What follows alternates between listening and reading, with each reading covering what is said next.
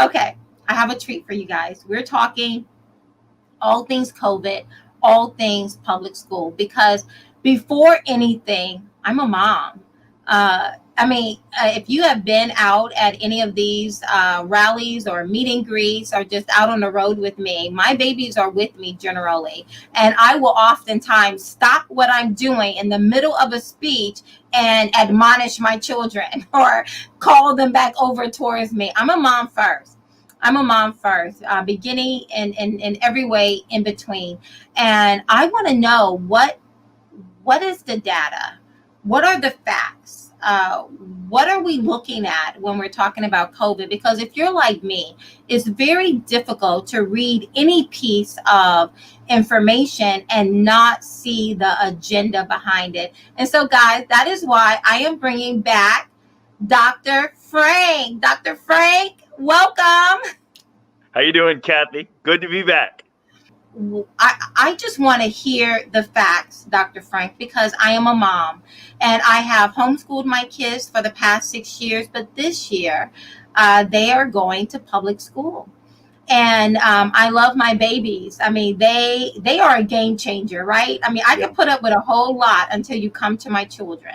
And whether conservative or liberal or black or white, I want to know what is really going on. What is the data really telling us? Because I want my babies to be safe first and foremost, and then I want my family as a whole to be safe. So please walk us through the data in Montgomery County, Pennsylvania. Help us Sure. understand what's really going on. Okay, good. So here's the United States. I always like to start, it's like that video you can watch where they zoom in from space. And so I like starting from the big context and working your way in. And this graph is for the whole United States. It's from the data just for today. I prepared this just for this program. So this is about as current as you can get. Okay. And and what we have is in the back, far away from us, that's back at basically the beginning of March. And then as you move forward in time, that comes closer to you. So you can see here's the whole United States. And you notice, and then on this axis, vertically, that's how many deaths happen in the United States. And then I've got all the states right across from here. So you're in Pennsylvania. So you're over here, there's this green line here. And you notice that there's a bump there. And your bump is right in sync with all the other big bumps. There was a big epidemic back in the middle of April in the United States. Now, after the epidemic's over, a lot of states go back and do adjust their numbers, so it makes these spikes here at the end, and you can really see this nice big peak. So we've already finished that first big wave in the United States, and now we've got a few later epidemics coming in a few states, especially near the southern border, because the Mexican epidemic started after we finished ours, and some of it's leaking back to us. So that's what you basically got. That's the United States.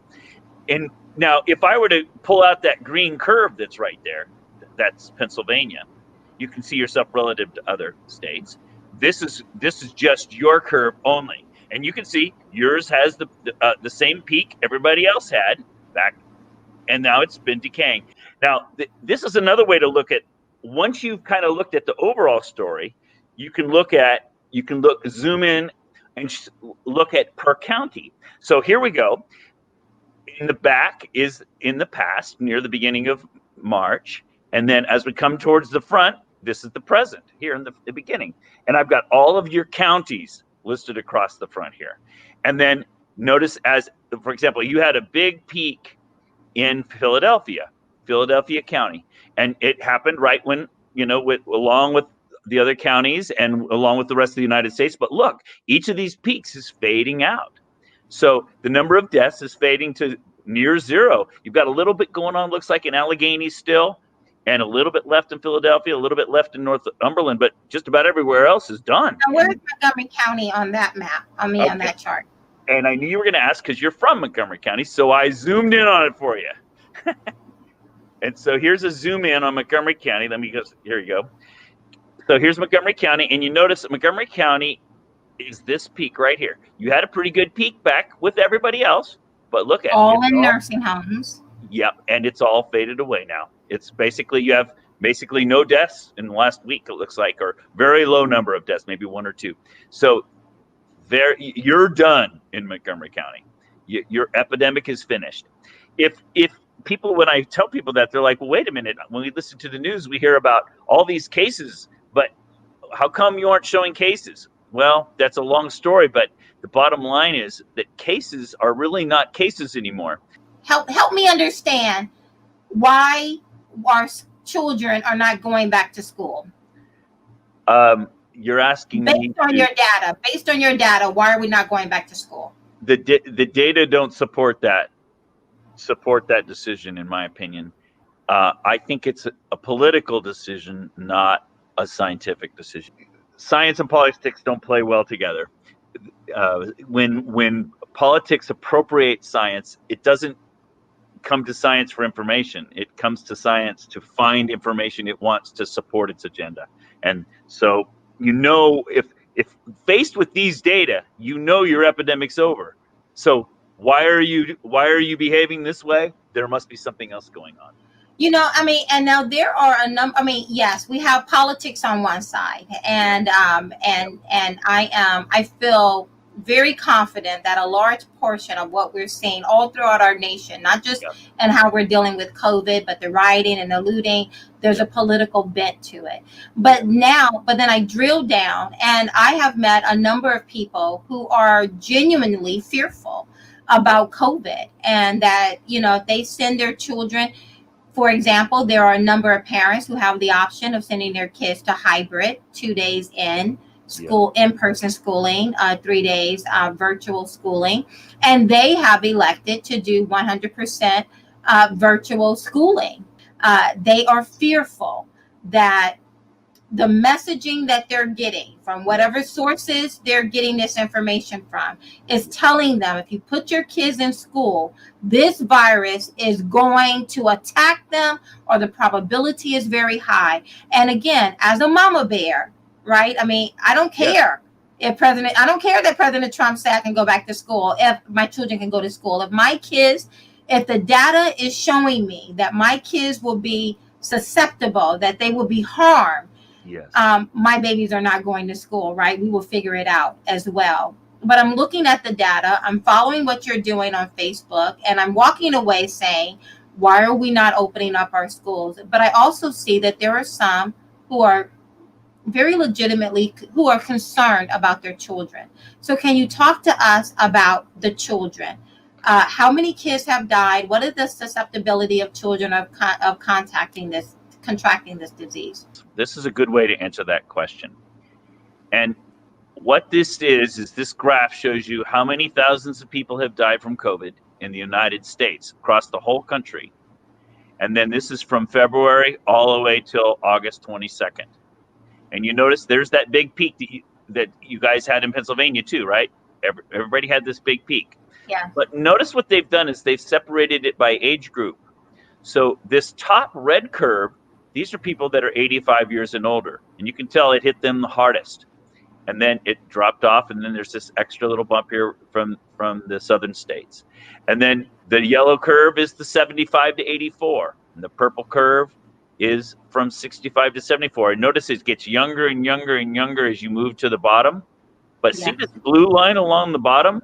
This blue line that looks like a straight line, that looks like it's on the zero? Yes. That's from 0 to 24 years old. So that's the number of people that have died in the United States that are from 0 to 24 years old from COVID.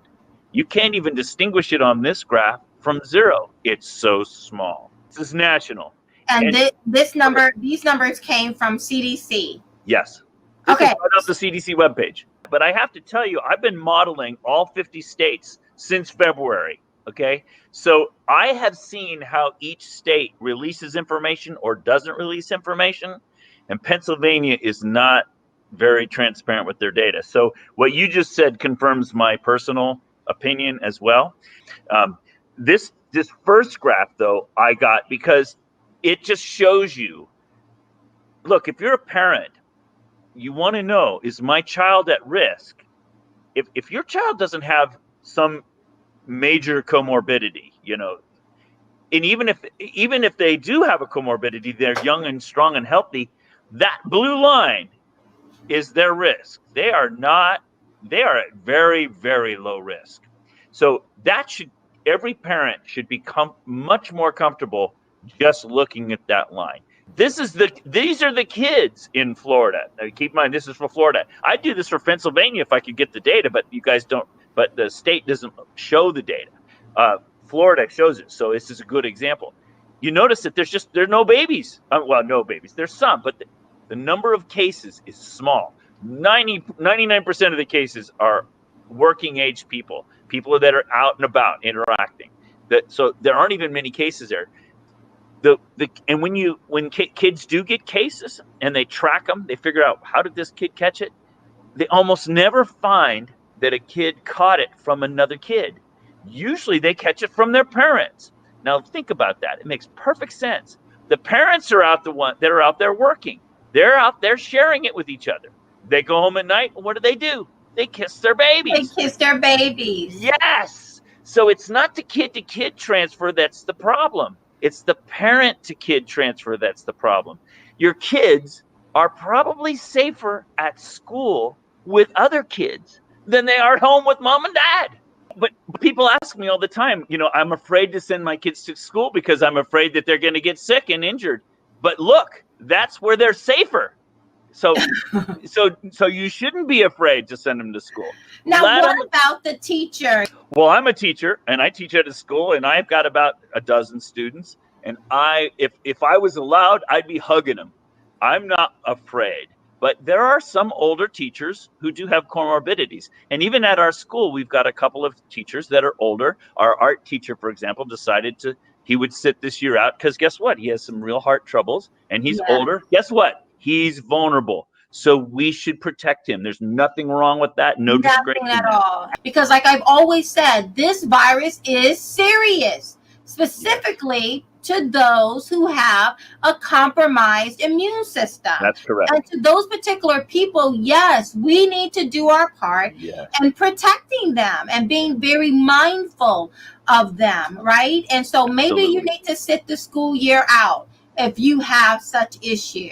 But we should not now allow your issue to affect the other 99% of those who need and are ready and capable of getting back to work. So, Dr. Frank, I wanted to help us understand all the more COVID versus the flu. COVID is very different than the flu in an interesting way. It's particularly pernicious for older folks. This graph is the number of deaths in Florida, for example. This is a good example. And I've got the date across the front axis this time. So this is the past, and this is the present. And then I've got age. Here are the babies close to us, and here are the older folks far away from us. And you notice that in the whole state of Florida, you can count them. 1, 2, 3, 4, 5. There were only 5 deaths in Florida, and actually only 3 of them were under 15. It doesn't hurt younger kids nearly as much, whereas the regular flu does. The COVID is really concentrated in these older ages. You can see it right here really clearly in the data. I think that, I've shown you enough data now that I think you guys can conclude safely that kids are basically safe from COVID. That doesn't mean all kids. I mean, there's going to be a few, right? There are always a few, but basically kids are safe from COVID. But for the overwhelming majority of us, we're really good people. We're parents. We love our children. We all love our children. We want our babies to thrive. We want our neighbors to do well. We don't want to see their businesses closed. And if you are very fearful and you are believing what Governor Wolf and my opponent is saying, then at least do yourself and the rest of us a favor. Request the data and allow the data to tell us what is real. Dr. Frank, we only have a couple of minutes. Sure. Oh my goodness. What do you want to leave us with? Well, I think, I've done 30 countries now and all the states. Rather than trusting our politicians to tell us what to do, like what you're saying, Kathy, we should hunker down and protect the people that are vulnerable. It's not our social actions that are protecting them. It's not closing our schools that is protecting them. It's not closing our businesses that's protecting them. It's individuals protecting the people they love. Let's protect them. I have one of my students came home from college. He quarantined himself for 2 weeks in the basement because his mom is compromised health-wise. Why would he do that? Because he loves his mom. Did he need the government to tell him to quarantine or force him to quarantine? No. He No. protected his mom. You see the peak. That was back in March, May. Yep. And as you And move fade forward, away to basically there nothing. we are right there. That's where you are right now. Why, oh, why are our schools going 100% virtual? That is the question. Doesn't make sense to me.